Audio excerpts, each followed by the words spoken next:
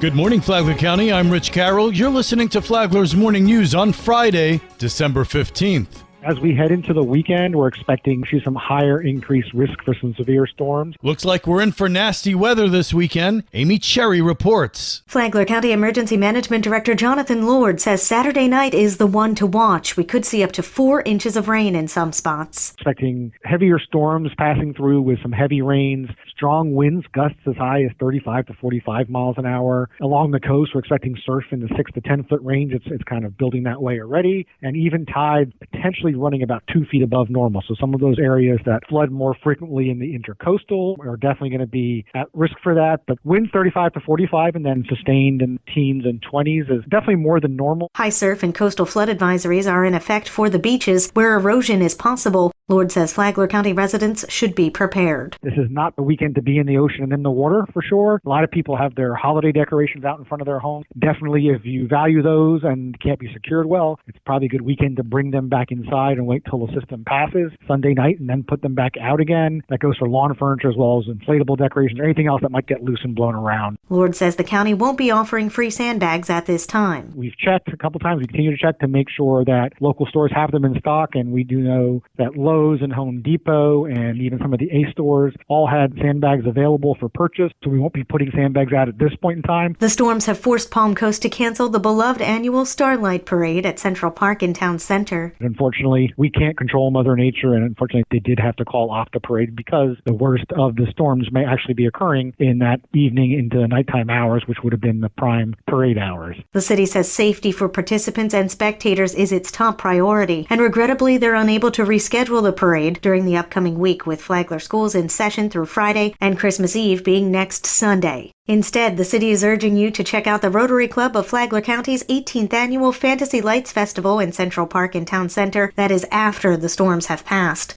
With the weather improving next week, the Holiday Lights display will be open each night through December 30th. To stay up to date on the storm's track, sign up for free alerts at flaglercounty.gov/alertflagler. From the WNZF Newsroom, I'm Amy Cherry.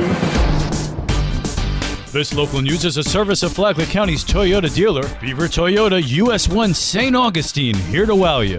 A Flagler County man is convicted on charges of stalking and soliciting of a child. He actually started following her. He followed her to several places, followed her family, and that's extremely disturbing. R.J. Larissa, state attorney for the 7th Circuit. After a 2-day trial this week, a Flagler County jury found defendant Jerome Malerba guilty as charged of soliciting a child or person believed to be a child for unlawful sexual conduct using computer services or devices. This guy got obsessed with this young lady. I believe she was around 14 years old, and he's an elderly individual. They were neighbors. Larissa adds stalking demonstrates an escalation of sexually deviant behavior by the defendant, and we're fortunate he was arrested, charged, and convicted. I'm grateful that we were able to arrest, charge, and convict this man before his obsession turned violent. Sentencing is set for February 21st, 2024. For Flagler's Morning News, I'm Karen Johnson.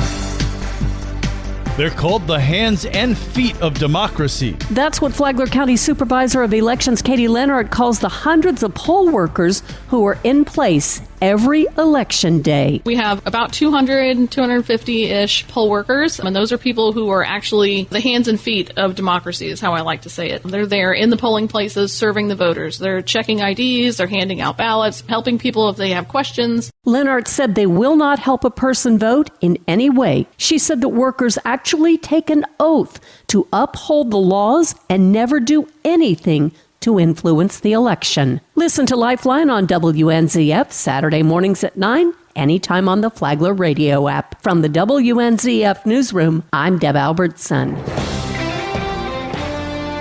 The weekend is here and there's plenty of family fun to be had in Flagler County. This is Stacy with Fun for Augie Kids. This weekend, the Parkview Church Living Nativity will be celebrating the greatest story ever told in their all-new walkthrough experience with snacks and photo ops for the family. Tonight, Palm Coast Parks and Recreations is hosting a Parents' Night Out event. Your kids will enjoy an evening of pizza, movies, games, and fun. Did you hear that Santa is in town? Stop by Veterans Park for a visit and be sure to let Santa know what you want for Christmas. Tomorrow, join Lowe's for their free Jolly Holiday Delivery Truck build. Kids will love handcrafting this unique toy that also makes a memorable gift. Sunday, the Navy Southeast Band is coming to offer a free community concert for all ages. The 45-member organization is comprised of professional musicians committed to the highest level of performance. For more on these events and others, please visit us on our website at fun4augiekids.com. Have a great weekend.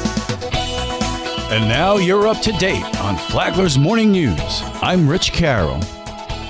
And now, Mike Licio with your WNZF local sports update. It was a loaded Thursday night for Flagler County sports. I traveled to the alma mater to see the Matanzas basketball team take on St. Augustine. Henry Robinson Jr. scored the first 11 points of the game and had 26 at the half. The Jackets fought back from that 11-point deficit to cut the lead to 2 with under 15 seconds left. Tariq Shakir hit 2 free throws to ice a 64-60 win and halt a 6-game losing streak. Shakir, after the game. We played Summer League versus St. Augustine, and I missed the game-winning free throws, so this time it was just win a game for my team. Tariq has scored 28 in the second half over the last 2 games. The team needs me, and I know they need me, so I come through for my team. I do anything. Junior Robinson finished with 30. Rock Jefferson added 11. The Bulldog boys were on the road, defeating Crescent City 57-35. They are at Menendez tomorrow night. Rich and I will be at FPC next Wednesday when they host Atlantic. Soccer, the Pirate boys had a scoreless draw at Beachside Wednesday. They host Palaca tonight. Palaca was one of 2 teams the FPC boys beat 9-1 this week. Deltona was the other last night. The Bulldogs are now 8-3, having won 7 of their last 8. Coach Ramtin Amiri on his team bouncing back from a slow start. The losses helped us because it allowed us to grow and reflect. The FPC girls host undefeated Lake Mary tonight. Wrestling, the FPC boys captured the Class 3A District 2 meet Wednesday.